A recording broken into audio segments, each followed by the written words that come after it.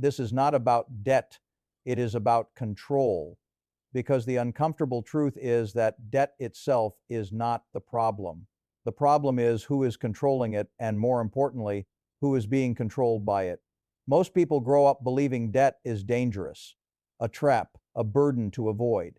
And in many cases, they are right, but not for the reasons they think.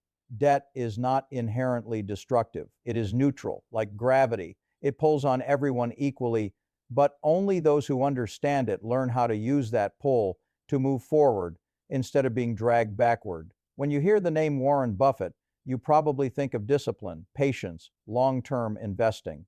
What you don't immediately think about is how deeply he understands systems, invisible systems, structures that shape behavior long before results ever appear.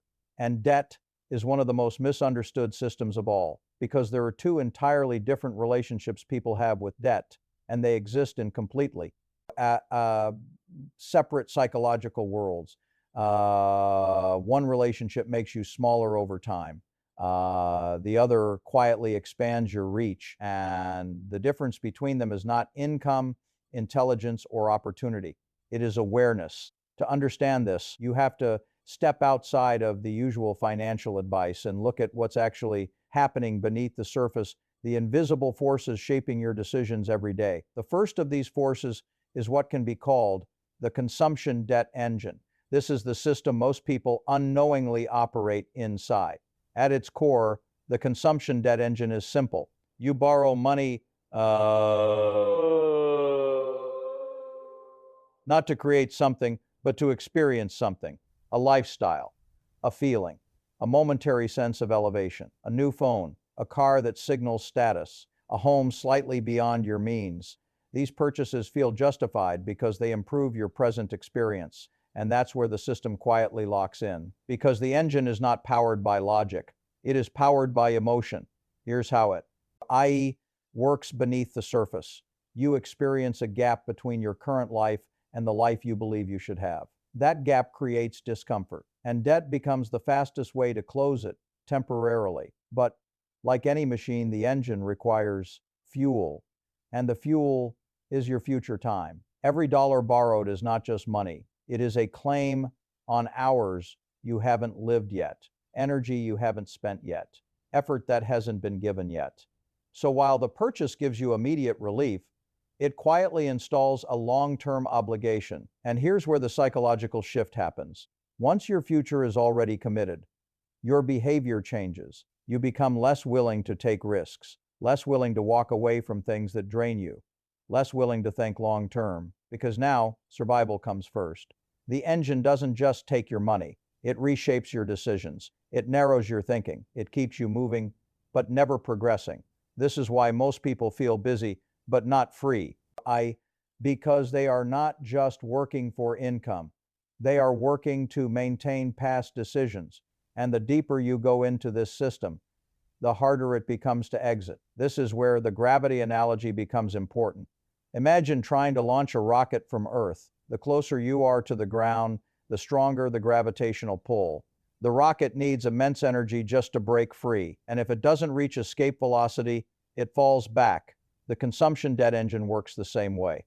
Every obligation increases the gravitational pull on your life. Monthly payments, interest accumulation, lifestyle expectations. Each one adds weight, and most people never realize they are not stuck because they lack motivation. They are stuck because they are carrying too much weight to accelerate. Now, here's where the system becomes even more subtle. Because society normalizes this engine. It tells you this is what adulthood looks like: responsibility, stability, consistency. But what it doesn't tell you is that stability and stagnation often look identical in the short term. You feel secure, but you are not moving. You feel structured, but you are not expanding. And over time, that quiet lack of movement compounds into something far more dangerous than financial loss. It becomes psychological limitation, because when you live inside this system long enough, you stop questioning it. You begin to believe this is just how life works. Work, pay, repeat. And that belief is what keeps the engine running. But here's the part most people never stop to consider. If debt is always a trap, then why do the most financially intelligent people use it so deliberately? Why would someone like Warren Buffett, known for discipline and caution, operate in a world where leverage exists and not reject it entirely? The answer lies in understanding that there is another system running parallel to this one, a completely different mechanism, one that looks similar on the surface, but operates in the opposite direction.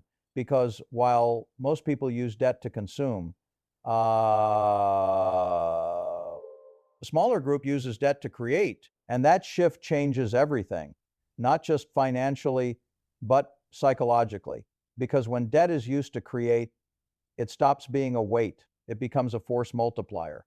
Instead of pulling you down, it pushes you forward. Instead of consuming your future, it expands it. And the people who understand this difference are not playing the same game. They are operating under a completely different set of rules. But to see that clearly, you have to first understand another hidden force that shakes your behavior even before debt enters the picture. A force that determines why you choose comfort over growth, even when you know better. A force that quietly keeps you within invisible boundaries without you ever realizing they exist. Before debt ever enters your life, before you sign a contract, swipe a card, or commit to a payment, something else has already shaped the direction you're about to take, and that something is far more powerful than money itself. It is what can be called social gravity. Social gravity is the invisible force that keeps your behavior aligned with the people around you, even when that alignment is quietly working against you. You don't notice it because it doesn't feel like pressure. It feels like normal. It feels like what people do. And that is exactly why it is so effective, because the strongest systems are not the ones that force you, they are the ones that make you believe you chose it. Here's how social gravity operates. From a very early point in your life, you are surrounded by models of behavior, family, friends, coworkers, society at large, and without realizing it, you begin to internalize what is considered acceptable. What kind of car is reasonable? What kind of house is success? What kind of lifestyle is deserved? None of these ideas are truly yours, but they feel like they are. Because repetition creates familiarity, and familiarity creates belief. And once that belief is installed, your decisions begin to orbit around it. This is why two people with the same income can end up in completely different financial realities. It's not just about what they earn. It's about what they believe they should do with it. Now, here's where the physics analogy becomes unavoidable. Think of yourself as an object caught in a gravitational field. The stronger the field, the harder it is to move outside of it. And social gravity is incredibly strong because it is reinforced daily. Every conversation, every social media post, every comparison, every subtle signal of what is normal, all of it pulls you back into alignment. So even if you intellectually understand that certain financial behaviors are harmful, you still feel the urge to follow them. Because deviation creates discomfort, and the human mind is wired to avoid discomfort even at the cost of long-term freedom. This is where social gravity intersects with, i.e., the consumption debt engine. Because once you feel the need to match the lifestyle around you, debt becomes the tool that allows you to do it instantly. You don't have to wait. You don't have to build. You can simply access. And in that moment, you feel aligned again, accepted again, normal again. But what you don't see is that you've just increased the gravitational pull on your own life. You've added weight to escape a force, which only makes escape more difficult. And this cycle continues quietly, repeatedly, almost predictably, because social gravity doesn't just influence your actions, it influences your standards. And once your standards are externally defined, your life becomes reactive instead of intentional. You start chasing signals instead of building systems. You start managing appearances instead of creating leverage. And most dangerously, you stop questioning why you're doing what you're doing. Now, this is where people often misunderstand individuals like Warren Buffett. They assume his success comes purely from intelligence, patience, or discipline. But what's often overlooked is his detachment from social gravity. He does not make decisions based on what looks impressive. He makes decisions based on what functions effectively. And that distinction is everything. Because once you remove social gravity, from the equation, your relationship with money changes completely. You are no longer trying to signal success. You are trying to build it. And those two paths rarely overlap. This leads us into another hidden mechanism, one that operates quietly beneath both social gravity and the consumption debt engine. A mechanism that explains why people consistently prioritize short-term satisfaction, even when they fully understand the long-term cost. This is not about intelligence. It is about wiring, and it is called the dopamine financing loop. At first glance, this may sound like a psychological concept, but in reality, it is deeply financial. Because the decisions you make with money are not driven by spreadsheets. They are driven by emotional rewards. Every time you make a purchase that excites you, your brain releases dopamine, a chemical signal that reinforces behavior. It tells your brain, this was good, do it again. And here's where things become dangerous. Debt allows you to access that reward without delay. You don't have to earn it first. You don't have to wait. You can feel the reward now and deal with the cost later. This breaks the natural relationship between effort and reward. And once that relationship is broken, your behavior begins to shift in subtle but powerful ways. You become more impulsive, more reactive, more focused on immediate gratification, because your brain has learned that waiting is optional. But the system doesn't end there, because after the dopamine spike comes the normalization. What once felt exciting quickly becomes standard.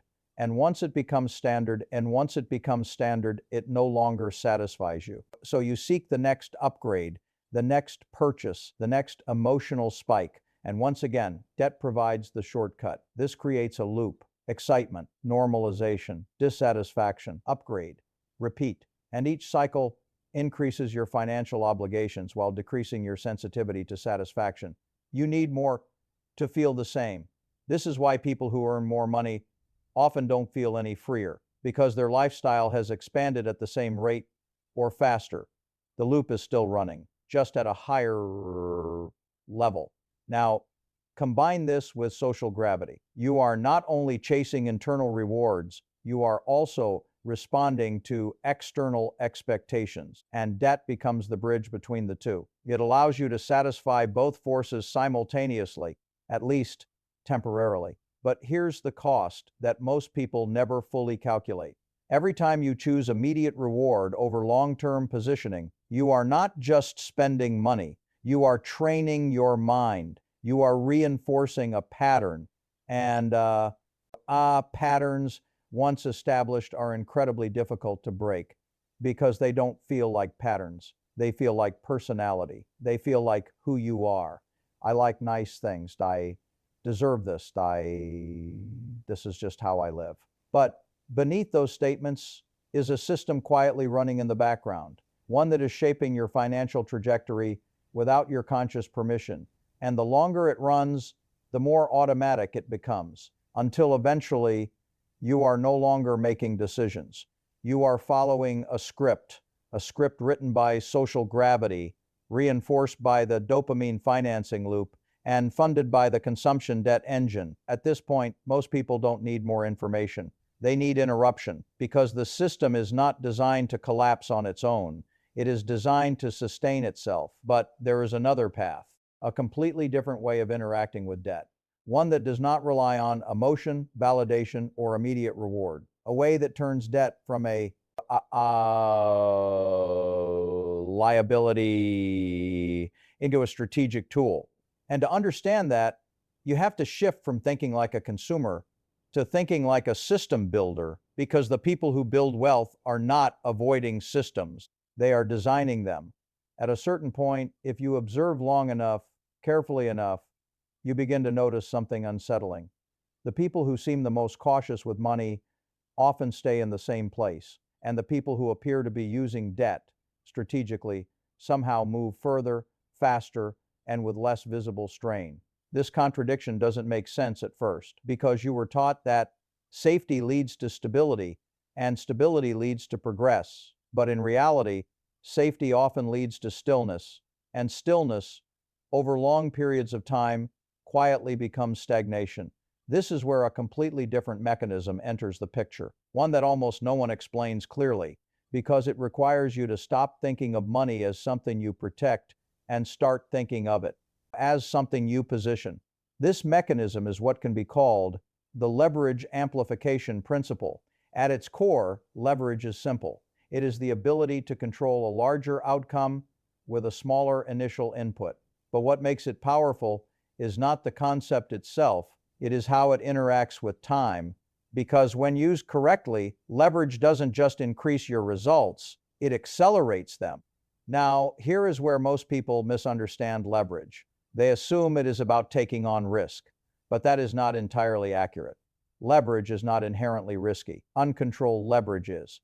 And the difference between the two is understanding. To see this clearly, imagine a simple mechanical system, a lever. If you place a small force on one end and position the fulcrum correctly, you can lift something far heavier than yourself. But if you place the fulcrum in the wrong position or apply force without balance, the system collapses. Debt, when used by most people, behaves like a poorly positioned lever. It magnifies strain instead of output because it is tied to consumption, not creation. But when used correctly, debt becomes something entirely different. It becomes a force multiplier. This is the subtle distinction that individuals like Warren Buffett understand deeply. They are not using debt to experience life, they are using it to expand capacity. And that difference changes the entire equation. Because when debt is used to acquire or build something that produces value, the debt is no longer the primary force in the system.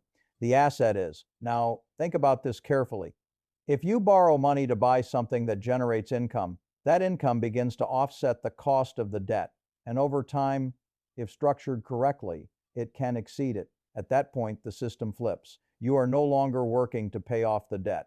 The system you created is doing it for you. This is where the analogy shifts from gravity to propulsion, because now, instead of being pulled down by obligations, you are being pushed forward by output. The same tool, debt, is now operating in the opposite direction. Not because the tool changed, but because the intention behind it did. This is what most people never pause to examine. They see debt as a category, good or bad, safe or dangerous. But in reality, debt is a mechanism, and like any mechanism, its outcome depends entirely on how it is used. Now, here is where things become more complex, because even if you understand this principle intellectually, applying it requires a completely different way of thinking, a shift away from immediate satisfaction toward delayed compounding outcomes. And that shift is not easy, because it directly conflicts with the dopamine financing loop. When you use debt for consumption, you feel the reward immediately. When you use debt for creation, you often feel nothing at first, no excitement, no visible upgrade, no external validation, just a quiet, almost invisible repositioning of your I future. And this is where most people fail to transition, because the human brain is not naturally wired to value invisible progress. It values what it can feel, what it can see, what it can experience now. So, even when people understand leverage, they struggle to use it correctly because the emotional feedback is delayed. And without reinforcement, most behaviors don't sustain. This creates a kind of psychological barrier, a resistance to building systems, because systems do not provide immediate reward. They require patience, consistency, and most importantly, clarity of outcome. You have to know what you are building before it shows results. And that level of thinking is rare, because it requires you to operate independently of both social gravity and the dopamine financing loop. You are no longer reacting, you are designing. Now, this leads us into another hidden structure, one that explains why even people who attempt to use leverage often fail to see meaningful results, because they misunderstand one critical element, time alignment. And this is where we enter what can be called the time horizon mismatch. This is one of the most silent yet destructive forces in financial behavior, because it doesn't feel like a mistake. It feels like progress. Here's what it means. Every financial decision operates on a timeline. Some produce results quickly, Others take years. But when your expectations do not match the timeline of your decision, you create friction, and friction leads to abandonment. For example, if you take on debt to build something that will take 5 years to mature, but you expect results in 6 months, you will feel like it's not working, even if it is. This misalignment creates doubt, and doubt leads to poor decisions. You either exit too early or you interfere with the system trying to force faster results, both of which break the compounding process. Now compare this to consumption debt. The timeline is immediate. You get the reward. Now, the cost comes later. And because the reward is instant, there is no friction, no doubt, no need for patience, which is why it feels easier, more natural, more aligned with your instincts. But that alignment is deceptive because it only works in the short term. Over longer periods, it creates pressure, constraint, and eventually,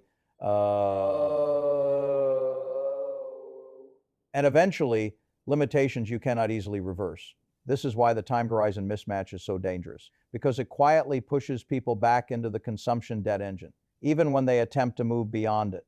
They start something long-term, feel uncomfortable with the delay, and return to what feels familiar.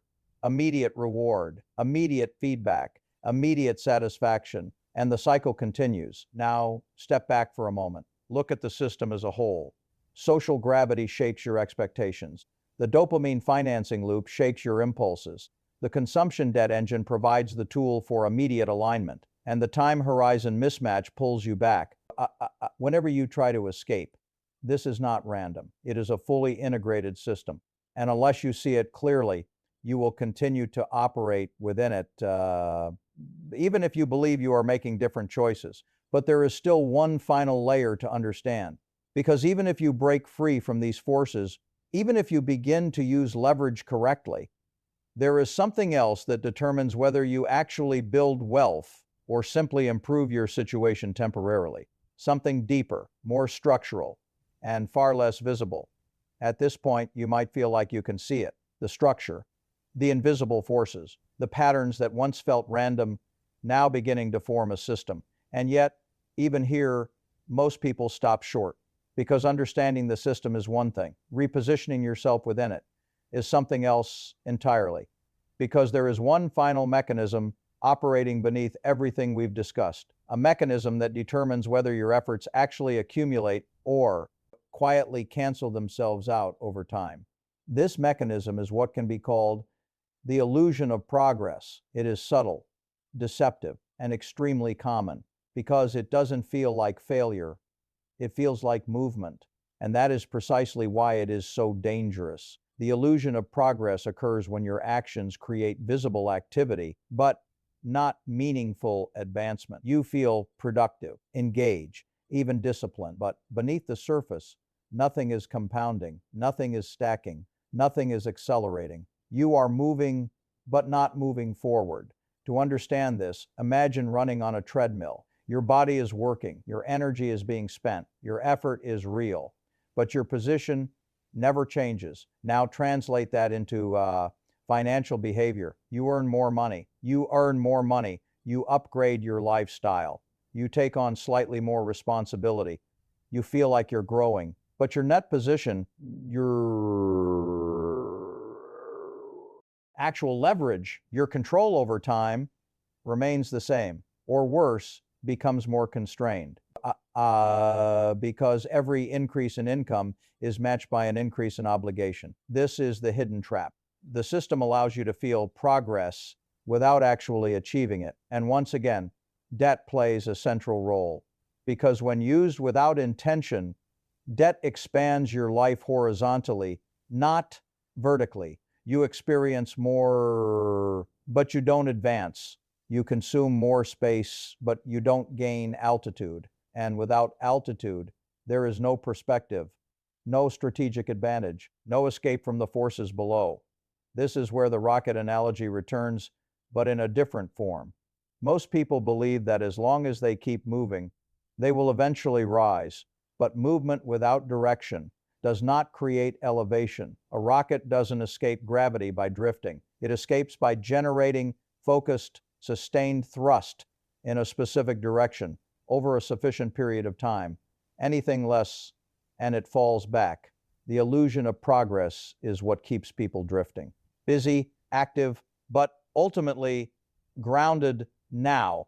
Here's where this becomes even more complex, because the illusion is reinforced by external validation. People around you see your upgrades, your purchases, your apparent success, and they reflect that back to you. They confirm the illusion. You're doing well, you've come far. This is what success looks like. And over time, you begin to believe it. Not because it's true, but because it's consistently reinforced. This loops back into social gravity. The system becomes self-validating. You are rewarded for behaviors that keep you inside it, and rarely rewarded for the behaviors that would allow you to exit, because true progress often looks unimpressive in the short term. It looks quiet, unnoticed, even boring. You are not signaling anything. You are not displaying anything. You are building something. And building does not attract attention, not immediately, which is why so few people commit to it. Now, this is where individuals like Warren Buffett become even more. I misunderstood. People look at the outcome, the wealth, the success, and assume it came from exceptional opportunities or rare intelligence. But what they often miss is the absence of illusion. He is not interested in appearing successful. He is interested in being positioned correctly, and that positioning compounds quietly, relentlessly, over time. This brings us to a deeper realization. Wealth is not built through intensity. It is built through alignment. Alignment between your actions, your time horizon, your psychological patterns, and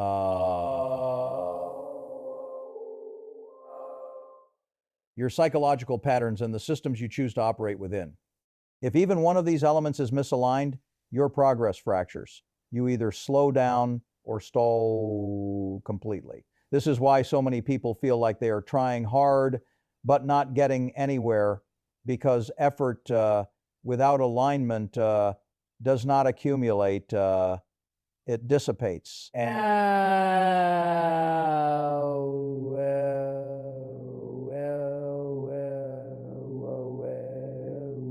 To anyone who frustration begins to build, you start questioning yourself, your strategy, your capabilities. But the issue is, rarely any of those things. The issue is the system and your position within it.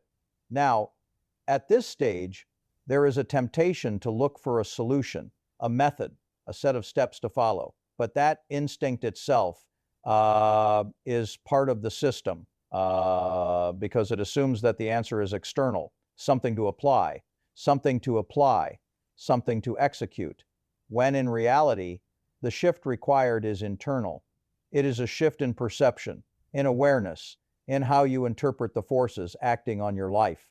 Because once you truly see the system, you don't need constant guidance.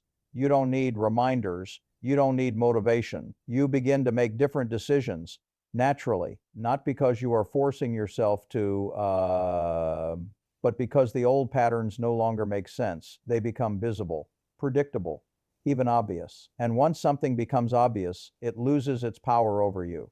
This is where the conversation moves beyond money, beyond debt, beyond even strategy, because what you are really confronting is your relationship with reality itself.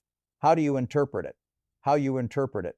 How you respond to it? And whether you are living inside a structure or consciously designing your position within it.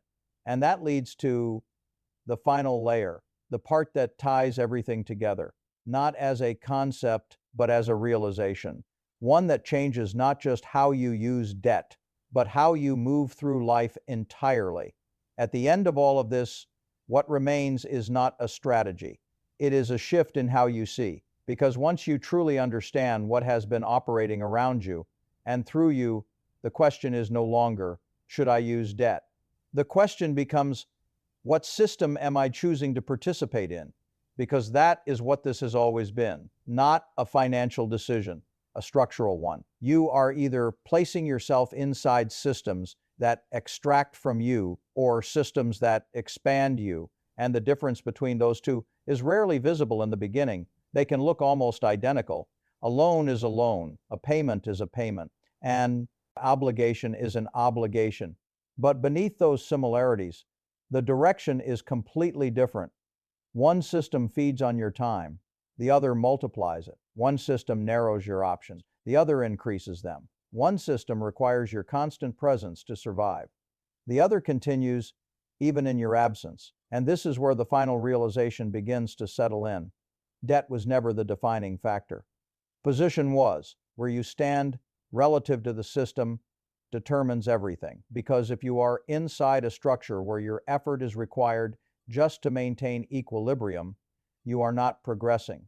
You are stabilizing. And stability, while it feels safe, often becomes the most expensive place to stay. Not because it costs more immediately, but because it prevents movement. And over time, the cost of not moving is far greater than the cost of risk. This is the part most people never calculate. They measure loss in terms of money, but the real loss is time, years spent maintaining a position instead of advancing from it, energy spent sustaining obligations instead of building leverage, attention spent managing the present instead of designing the future. And this is where everything we've discussed converges into something simple, but difficult to accept. You do not rise by avoiding risk. You rise by understanding it and positioning yourself correctly within it. Because risk, like debt, is not a single thing. There is destructive risk and there is constructive risk. Destructive risk is taken for emotional reward, impulse, validation, escape. It feels good in the moment, but it weakens your position over time. Constructive risk is different. It is calculated, intentional, often uncomfortable, because it requires you to move without immediate feedback, to commit without external validation, to build without applause. And that kind of movement feels unnatural at first because it operates outside of social gravity, outside of the dopamine financing loop, outside of the patterns you've been conditioned to follow, which is why so few people sustain it, not because they lack intelligence, but because they are still responding to systems they don't fully see. Now, when you look at someone like Warren Buffett, it is easy to focus on the outcome, the wealth, the decisions, the success. But the real difference is not what he does, it is what he ignores. He ignores signals that don't contribute to long-term positioning. He ignores pressures that don't align with his system. He ignores opportunities that create noise instead of leverage. And that level of clarity is what allows everything else to function. Because once you remove what doesn't matter, what remains becomes easier to execute. This is the quiet advantage of awareness. It simplifies, not by reducing complexity in the world, but by reducing the number of things you respond to. And that alone changes your trajectory. Because most people are not overwhelmed by difficulty. They are overwhelmed by distraction. Too many signals, too many expectations, too many immediate rewards, pulling them in different directions. And debt, when misunderstood, amplifies that noise. It ties you to decisions that were made under pressure, emotion, or incomplete awareness. And once tied, it demands attention, consistently, relentlessly, until it is resolved.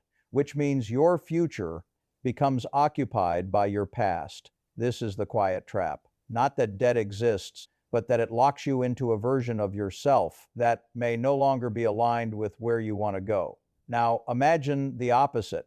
Imagine using debt not as a reaction, but as a deliberate extension of your system, a tool that supports something already in motion, something already designed, something already aligned with a long-term direction. In that context, debt does not control you. It serves you because it is attached to something productive, something that generates, something that continues. And over time, that difference compounds quietly, almost invisibly, until one day the gap between the two paths becomes undeniable, not because of a single decision, but because of a pattern of positioning, repeated, sustained, over years. This is why the conversation around debt often feels incomplete, because it focuses on behavior instead of awareness, on rules instead of systems, on avoidance instead of alignment. But once you see the deeper structure, you realize something important. You cannot outwork a misaligned system. You cannot discipline your way out of a pattern you don't understand. And you cannot build freedom while operating inside mechanisms designed to contain you. So the real shift is not in what you do next. It is in how you interpret what you've already been doing. Because once that interpretation changes, your decisions begin to change with it, not forcefully, not dramatically, but consistently. And consistency, aligned with the right system, is what creates outcomes that seem from the outside extraordinary, when in reality, they were simply